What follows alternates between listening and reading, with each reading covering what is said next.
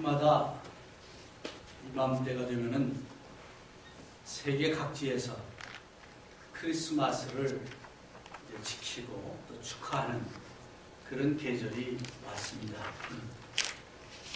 근데 사실은 1년 중 12월 21일 또는 12월 22일경 한 해 중 가장 밤이 긴 날이 그때입니다. 그래서 12월 22일 지나면서부터 해가 조금씩 길어지기 시작합니다. 많은 사람들이 특히 로마 제국이나 에집트나 또 동방 여러 나라들이 그 해가 길어지는 것을 기념해서 축제를 하고 있습니다. 특별히 태양을 섬기는 그런 사람들이 이제 그 햇볕이 길어지면서 어둠이 물러나고 빛으로 인해서 새로운 생명이 솟아나게 된다는 그런 소망을 갖고 여러 가지 전통적으로 명절을 지키고 있습니다. 성경에는 크리스마스가 12월 25일이라는 말이 없습니다. 초대교회 교부들 가운데서 이제 이레니우스, 터틀리안 또는 알렉산드라에 있던 오리겐이라는 교회 지도자들이 크리스마스에 대한 기록을 전혀 남기지 않았습니다. 그런 것이 주후 325년 율리어스 1세라는 로마의 그 주교가 12월 25일은 크리스마스다 이렇게 선포를 한 거예요. 그래서 그 이후로부터 이제 12월 25일을 크리스마스로 세상 사람들이 또는 그 교회에서 지켜오고 있습니다. 어떤 측면에서 예수님의 탄생보다는 예수님의 십자가와 부활이 기독교에서는 중요한 겁니다.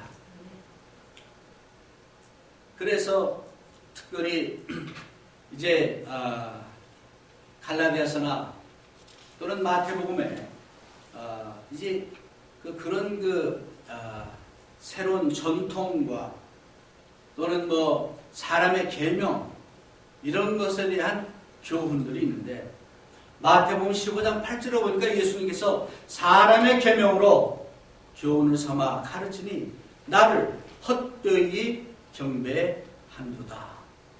그래서 그 당시 많은 바리새인들이 전통, 인간적인 유전 이런 걸 가지고 왜 당신의 제자는 소를 안 씻고 그럽니까? 하니까 이제 교훈의 말씀을 하시면서 이런 걸 했어요. 또 갈라디아서 4장 10절, 11절에 보니까 사도 바울이 너희가 날과 달과 절기와 해를 삼가 지키니 내가 너희를 위하여 수고한 것이 헛될까 함이라 라고 이제 염려하는 그런 말을 했습니다. 그래서 사실 어떻게 보면은 크리스마스라는 그 특별한 절기를 제정해 놓고 여러 가지 축하를 하고 하는 것 뭐 좋긴 하지만은 우리는 대대적으로 그렇게 하지 않습니다. 바로 이러한 이유 때문에 그러는데 그럼에도 불구하고 이런 계절을 통해서 다시 한번 예수님께서 이 땅에 오시는 것은 정말 귀한 일이고 믿는 사람이든 믿지 않은 사람이든 역사적인 사건이기 때문에 오늘 이 말씀을 택해서 여러분들에게 전해드리기를 원합니다. 구약 성경에 보면은 여러 군데 메시아가 오실 것에 대한 예언이 나와 있습니다. 그중 대표적인 것이 미가서 5장 2절에 이런 말이 있습니다. 베들레헴 에브라다야 너는 유다 족속 중에 작을지라도 이스라엘을 다스릴 자가 내게로 나올 것이라. 그의 근본은 상고의 태초이라. 예수님이 태어나기 전 700년 전에 예수님이 베들레헴 에브라다는 베들레헴의 옛날 지명입니다. 똑같은 이름이에요. 그래서 거기서 유다 자손 중에서 메시아가 나올 것을 예언했습니다. 이사야서 7장 14절을 보니까 그러므로 주께서 친히 징조로 너에게 주실 것이라. 보라, 처녀가 잉태하여 아들을 낳을 것이요 그 이름을 임마누엘이라 하리라. 라고 예수님의 탄생을 예언했습니다. 이제 이러한 예언이 성취된 그런 모습이 오늘 우리가 읽은 이 본문 말씀에 나와 있습니다. 이제 그래서 누가복음 2장 1절서부터 시간 관계상 다 이렇게 듣지는 않지만 1절서부터 한번 말씀을 상고하면서 교훈을 찾아보자 합니다. 2장 1절에 이런 말씀이 있습니다. 이때에 가이사 아구스도가 영을 내려 천하로 다 호적하라 하였으니, 우리말로는 가이사라고 번역을 했는데 영어로 말하면 시저라고 합니다. 시저. 그래서 이 가이사 아구스도는 원래 본명이 아니에요. 이 사람의 본명은 가이우스 옥타비였습니다. 지략이 뛰어나고 병법에 능하고 등등 아주 유능한 정치가였고 유능한 이제 전략가였습니다. 그래서 이 사람이 로마 이제 제국을 이제 위임받아가지고 다스리면서 많은 나라들을 이제 점령했어요. 또 로마의 여러 가지 그 제도적으로 정치적으로 많은 안정을 갖게 했습니다. 그래서 주전 28년에 로마에 원로원이 있는데, 요즘 말하면 뭐 상하 야원 같은 원로원이 있었는데, 거기서 이제 이 옥타비우스를 당신은 아우구스토스입니다 라고 새로운 이름을 붙여준 거예요. 그래서 그 호칭입니다. 아구스토. 우리 성경 말에는 가이사 아구스토. 그래서 이 가이사 아구스토라는 그 뜻은, 아구스토는 당신은 구별된 사람이다, 거룩한 사람이다, 바꿔 말하면 신과 같은 존재입니다. 이 사람은 신처럼 떠받드는, 요즘 우리 한국 북쪽에 있는 어느 나라에서도 그런 걸 하는데, 신처럼 붙인 이름이, 칭호가 아구스토예요. 그래서 이 아구스토가 이제 로마 제국을 통치하는데 그 모든 속국까지, 거기는 에집트도 있고 팔레스타인도 있고 지금은 시리아도 있고 또는 이락이나 그쪽 다 이제 통치하고 있었는데, 로마를 영을 내려가지고 호적을 하게 했습니다. 그럼 왜 호적을 자기 고향에 가서 하게 했느냐 하면은, 그 당시 통치가들은 일정한 기간에 한 번씩 호적을 인구가 얼마나 되나 확인하는 작업을 합니다. 미국 같은 경우는 한 10년에 한 번 정도 해요. 근데 이때 로마에서는 대략 한 14년에 한 번 한다고 합니다. 그 하는 목적은 뭐냐? 호적을 등록함으로써 세금을 1인당 얼마나 받을 수 있을까? 그 세금을 이제 받아내기 위해서 하는 것이고, 두 번째는 호적을 다 등록을 해놓으면 여기서 분사로 써먹을 사람이 몇 명인가? 이런 그 목적을 가지고 호적을 하게 합니다. 그래서 바로 가이사 아구스토가 이때 호적을 등록하게 했다. 그런 얘기예요, 성경에. 2절에 보니까 이 호적은 브레뇨가 수리아 총독되었을 때에 첫 번 한 것이라. 그러니까 시리아의 총독이 누구냐? 브레뇨라는 사람이다 라는 얘기예요. 그래서 역사적으로 시리아 총독의 명단이 있는데 브레뇨가 시리아의 총독으로 있었어요. 그때 또는 아구스도가 호적을 하게 한 그때 예수님이 태어나셨다 하는 걸 반증하는 역사적인 그런 내용을 여기서 얘기하는 겁니다. 근데 우리가 마태복음에 보면은 예수님이 태어날 때 이스라엘의 왕은 누구였어요? 여러분 잘 아는 헤롯이죠. 그러니까 헤롯이 살아있고 아구스도가 호적을 하게 했고 브레느와 시리아를 다스리는 그때에 태어났다 하는 건 우리가 알아요. 근데 그걸 역사적인 여러 가지 고증을 통해서 보면은 사실은 헤롯은 예수님이 태어나기 전 AD 1년에부터 좀 더 앞으로 주전 한 4세기경에 헤롯이 죽었어요.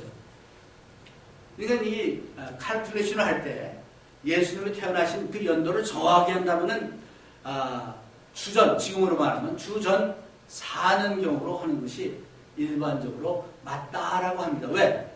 헤롯이 아직 살아있을 때니까. 어쨌든 그 중요한 사건이 아니에요.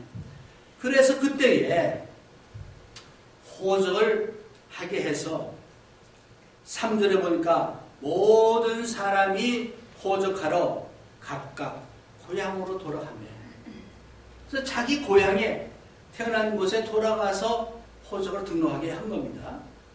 4절에 보니까 요셉도 다윗의 집 족속인구로 갈릴리 나사렛 동네에서 유대를 향하여 베들레헴이라 하는 다윗의 동네로 그 정원한 마리아와 함께 호적하러 올라가니 마리아가 이미 잉태되었더라 그랬어요.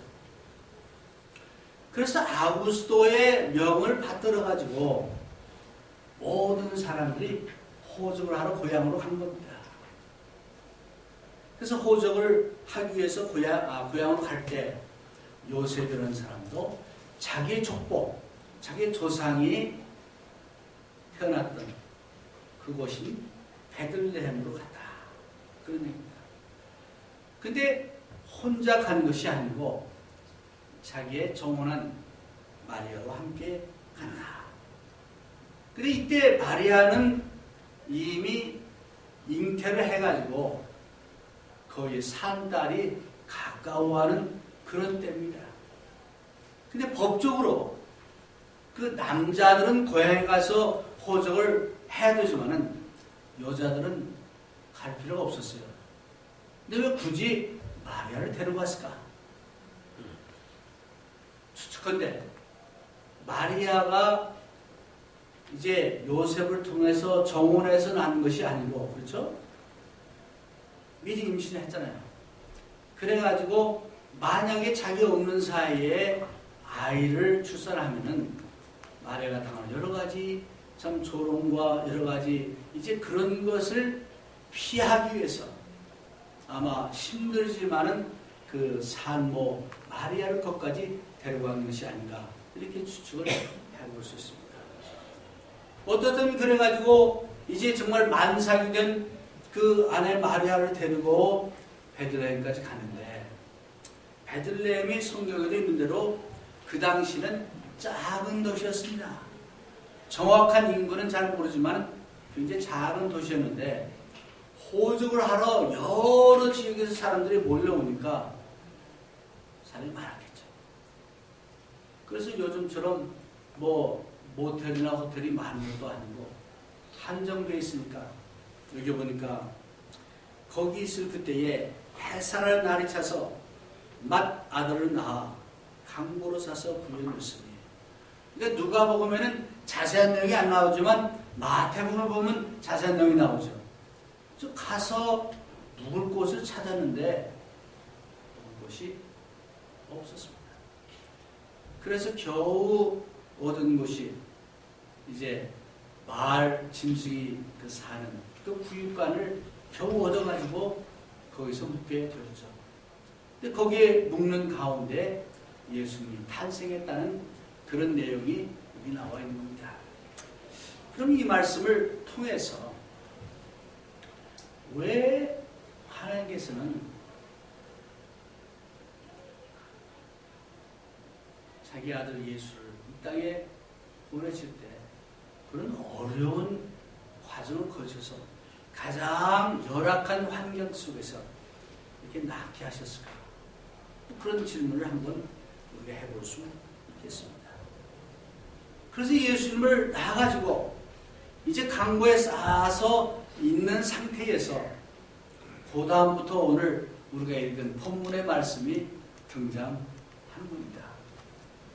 그래서 이거는 이때의 상황이고 다른 지역 한편 목자들이 그 베들레헴 지역에 있는 그 들에 있던 목자들이 밖에서 자기 양떼를 지키더니 그 목자들에게 천사가 나타난 그 장면이 거기 나옵니다. 그때나 지금이나 목자, 목동은 사회적 계층으로 볼 때 그렇게 높은 계층이 아닙니다. 상당히 낮은 계층이에요. 특히 유대인들은 청결의식이 강합니다. 구약의 율법에 보면 깨끗이 하잖아요. 그래서 사람도 잘못 만지면 불결하게 되고 뭐 등등 여러 가지 많이 있어요. 근데 목자들은 맨날 밖에서 짐승들하고 사니까 불결할 거 아니에요. 그 사회에서는 목자들은 별로 인정받지 못하는 그런 계층입니다. 그런데 희한하게도 이상하게도 천사가 저 예루살렘에 있는 높은 사람들, 왕이나 왕의 식구들이나 또는 뭐 왕자 또는 뭐 공주 이런 게 아니고 또는 하나님의 말씀을 잘하는 율법사들, 제사장, 대제사장들 그들에게가 아니고 목자들 아무 이름도 없고 또 알아주다는 그 목자들에게 나타납니다. 이런 것을 통해서 볼 때 기독교는 사실은 만민을 위한 기독교다. 만민을 위한 예수입니다. 하는 사실을 우리가 처음부터 알 수가 있는 것입니다. 나이아가라 폭포를 갔었는데 그 나이아가라 폭포 그 있는 지역이요. 특별히 폭포가 잘 보이는 그 지역이 오래전에는 개인 소유였답니다. 그 옆에가. 그래가지고 개인들이 돈 많은 사람들이 아주 폭포가 잘 보이는데 딱 잡아놓고 사놓고 요건 내 거. 그래서 아무나 못 보고 자기들만 이제 드나들면서 그러니까 요즘 뭐 멤버십 온리 해안 있잖아요. 그러듯이 그랬었대요. 그런데 국가에서 그걸 돈을 많이 주고 다 사들인 거예요. 쭉 양쪽으로 사들여가지고 이거는 그 퍼블릭을 위해서 모든 사람들이 이제 마음대로 와서 볼 수 있도록 만들어놓은 것이 나이아가라 그 공원입니다. 그 덕분에 우리같이 평범한 사람도 오늘날은 마음대로 가서 보지 않습니까? 만약에 예수님이 저 궁궐이나 높은 사람들, 지식층 그런 사람들에게만 가서 구세주가 되었다면 또는 유대인들에게만 주님이 되었다면 오늘 여러분이나 저나 예수님을 마음대로 믿지도 못했을 거예요. 구원을 마음대로 얻지도 못했을 거예요. 그러나 주님께서는 하나님이 세상을 사랑하사 누구든지 저를 믿는 자마다 영생을 얻게 하셨다는 겁니다. 아멘. 그래서 우리가 믿는 이 기독교는, 우리가 믿는 예수님은 처음부터 낮은 자를 정말 가장 낮은 모습으로 이 땅에 오신 것을 이 말씀을 통해서 다시 한번 확인할 수 있습니다. 마을 구육간에 나신 그 예수님, 정말 미천한 그런 사람들을 통해서 나신 예수님, 또는 목자와 같은 그 당시에 소위계층에 있는 그 사람들에게 이 기쁜 소식이 전해졌다 하는 거 얼마나 귀한 소식입니다. 오늘 그런 의미에서 기독교는 이제 귀족층의 종교가 아닙니다. 중세의 교회가 잘못된 것이 뭐냐? 귀족층의 종교처럼 변질됐습니다. 어쩌면 교회가 교회로서의 파워를 잃어버리는 것도 교회가 귀족화할 때 교회는 그 원래의 모습을 잃어버리게 되는 것입니다. 사도 바울이 말씀하는 것처럼 그러므로 누구든지 예수 그리스도 안에서는 유대인이나 이방이나 여자나 남자나 정말 공부를 많이 한 사람이나 그렇지 않은 사람이나 모든 사람이 주 안에서는 형제와 자매고 동등하다라고 말씀하는 겁니다. 그러기에 교회가 정말 교회인 겁니다. 오늘 우리 교회도 그런 교회가 되어야 되겠습니다. 아멘. 예수님이 원하시는 교회가 그런 교회입니다. 혹시라도 우리 같은 성도들끼리 교회 안에서 나는 더 높고 당신은 낮고 나는 공부를 더 많이 했고 당신은 못했고 등등 이런 것으로 인해서 이 다른 사람을 무시한다거나 어떤 계급의식을 갖는다면 그건 예수님을 잘 모르는 사람입니다. 만약 그런 마음을 가졌다면 회개하시고 주님 안에서 우리 모두가 겸손한 자가 될 수 있기를 바랍니다. 아멘. 그래서 이제 목자들이 밤에 이제 양떼들을 치고 있는데 주의 천사가 이르되 나타났습니다. 이거는 기적적인 이제 정말 그런 사건입니다. 무서워 말라.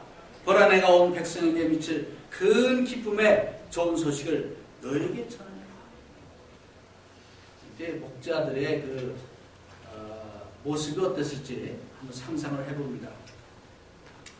여러분은 그런 경험이 있는지 모르지만 이제 옛날에 할머니 할아버지들한테 귀신 얘기 듣고 다이어 귀신이나 뭐 이런 얘기 듣고 지금 잔뜩 얼어 있는데 만약 깜깜한 데서 누가 나타났다면은 얼마나 놀랍니까? 막 그냥 가슴이 막 덜컥 내려앉고 그러듯이 이 목자들이 평상시처럼 양떼들을 이제 치고 있는데 갑자기 밝아지면서 천사가 나타났습니다.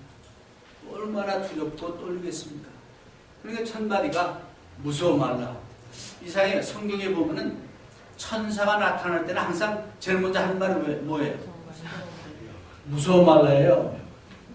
근데 천사가 갑자기 나타났다는 것 자체가 무서움의 대상이죠. 두려움의 대상이죠. 이제 그래서 무서워 말라. 보라.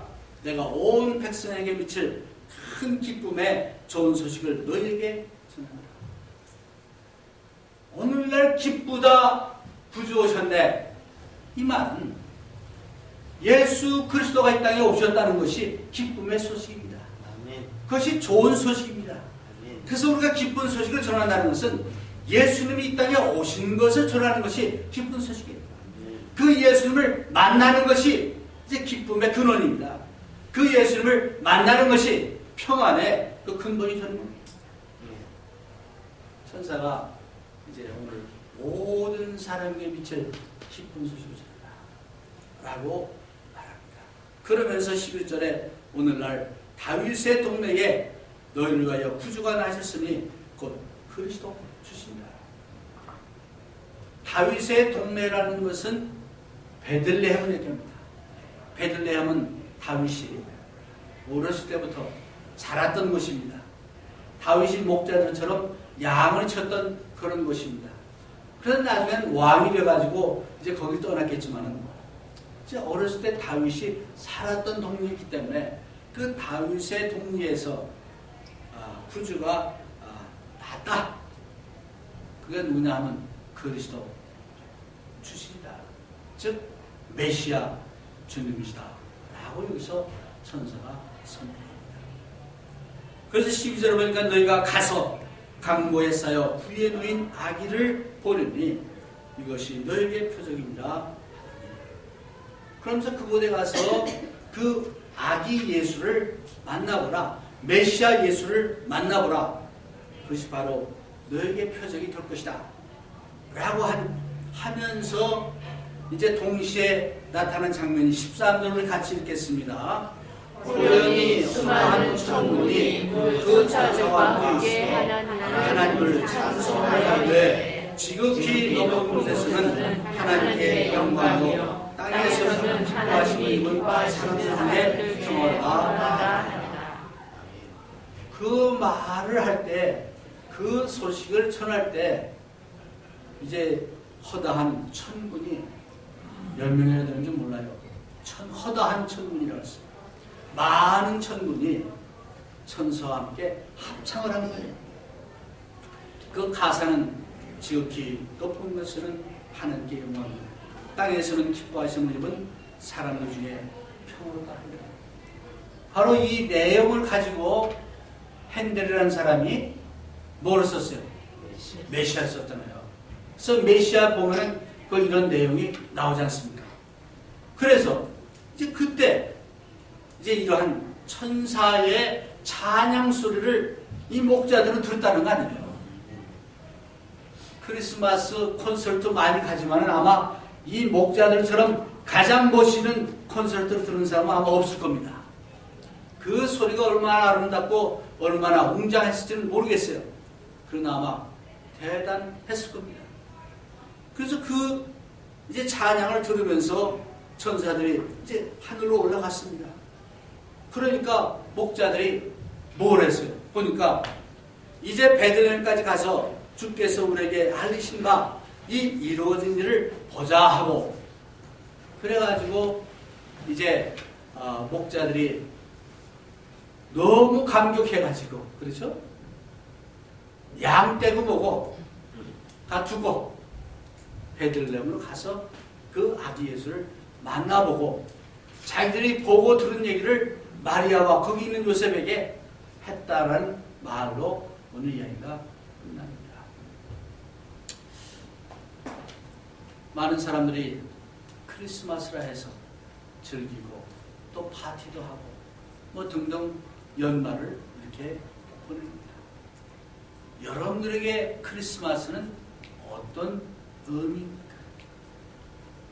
이 목자들은 그들의 삶 가운데서 가장 인상적인 크리스마스, 첫 번째 크리스마스를 맞이했습니다.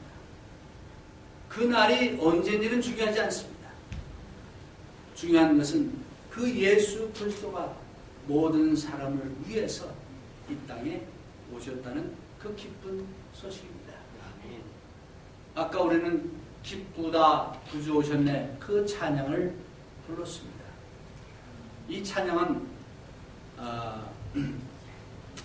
이제 그 영국의 목사였던 그분이 이제 작사한 노래인데, 그분이 시편 98편을 읽으면서 이 작사를 쓴 겁니다. 개사한 거죠. 그래서 그 뒤로 이 찬송이 세계 각처에서 불려지고 있습니다. 과연 그 기쁘다 구주 오셨는가? 여러분들의 마음속에서부터 주님이 이 땅에 오셔서 그 주님이 내 마음에 오셔서 내가 진정으로 참된 기쁨을 정말로 우리의 삶이 바뀌어지고 나의 삶이 바뀌어졌다라는 그런 기쁨의 소식을 전하는 여러분입니까? 결론의 말씀을 드리겠습니다. 예수님이 이 땅에 오신 것은 역사적인 사건입니다. 지난주에 세계를 떠들썩한 이야기가 있었어요. 뉴욕에 있는 스타이븐슨 고등학교 다니는 어떤 학생이 자기가 점심시간, 노는 시간에 주식을 가지고 사고팔고 해가지고 7,200만 불을 벌었다라고 해가지고 뉴욕의 잡지에 크게 났어요. 그러니까 막 세계 각지 신문에, 한국 신문에 났어요. 고등학생이 이렇게 큰일을 했다고. 그러니까 며칠 있다가 이 학생이 도저히 안 되겠거든. 그래가지고 솔직히 자백을 했어요. 그 내가 꾸며낸 얘기입니다. 가짜라고. 예수님이 이 땅에 오신 그 사건은 2000년 전 얘기입니다. 그동안에 많은 사람들이 예수님의 세상에 오신 건 허구야, 사실이 아니야 라고 교회를 이제 박해하고 무너뜨리려고 애를 썼습니다. 만약에 예수님이 이 땅에 오시는 것이 사실이 아니고 그 스타이븐슨 학생처럼 꾸며낸 얘기라면 이 이야기는 지금 전해지지 않았습니다. 기독교는 더 이상 존재하지 않습니다. 여러분이나 저나 예수님이 이 땅에 역사적으로 오시는 것을 믿기 때문에 오늘 이 자리에 있는 줄 믿습니다. 두 번째는 예수님이 이 땅에 오신 목적은 우리를 구원하시기 위해서 오셨다 그렇습니다. 그리고 그 예수님을 통해서 여러분과 제가 이제 죄인 되었던 그 자리에서 구원을 받게 되었다는 사실, 그것이 기쁜 소식입니다. 그래서 기쁨의 근원 되시고 또 모든 평화의 근원 되신 그 예수님을 통해서 여러분도 기뻐하고 행복을 찾고 평안을 찾는 그런 것이 있기 때문에 오늘 우리는 기쁘다 구주 오셨네 라는 찬양을 들을 수 있습니다. 무슨 얘기를 하고 말씀을 마칠까 합니다. 어떤 4자녀를 가진 부인이 있었어요. 크리스마스 선물을 사기 위해서 애가 넷이니까 얼마나 많겠어요. 거기 플러스 친척, 남편 뭐 그냥 그래서 바리바리 그냥 그 뭐 가게를 돌아다니면서 이제 막 잔뜩 산 거예요. 지치고 그야말로 지쳤어요. 짐은 많죠. 기운은 빠졌죠. 겨우 이제 엘리베이터를 타려고 그 짐을 들고 갔답니다. 문이 쫙 열리는데 보니까 엘리베이터 그 안에 사람이 가득 찼어요. 그래서 이거 도저히 들어갈 것 같지 않은데 사람들이 들어오라고. 그러니까 이 짐을 들고 그 안에 이제 들어간 거예요. 네? 들어가서 한숨을 푹 쉬면서 젠장, 누가 이 크리스마스를 만들어가지고 이렇게 고생을 시키냐. 그러니까 엘리베이터에 있던 많은 사람들이 맞소! 그래서 이제 엘리베이터가 딱 서가지고 근데 저 뒤에서 어떤 사람이 걱정 마시오. 그 사람은 이미 사람들이 십자가에 못 박아 죽였어. 오늘 우리는 크리스마스를 맞이해서 예수님의 탄생 그걸 축하하기 위해서 한다고 하면서 예수님 없는 크리스마스, 이제 그런 크리스마스로 변질되어 가고 있습니다. 저는 여러분들에게 말씀드리기를 원합니다. 1년 중 하루가 아니고 진정한 예수님의 제자라면 매일매일이 크리스마스가 되고 매일매일 주님과 함께 동행하는 그런 여러분이 되고 매일매일 목자와 같이 정말 그러한 이제 하나님의 기적과 또 하나님의 그 역사하심을 체험하고 살아가는 여러분과 제가 되기를 주의 이름으로 권면해 드립니다. 아멘.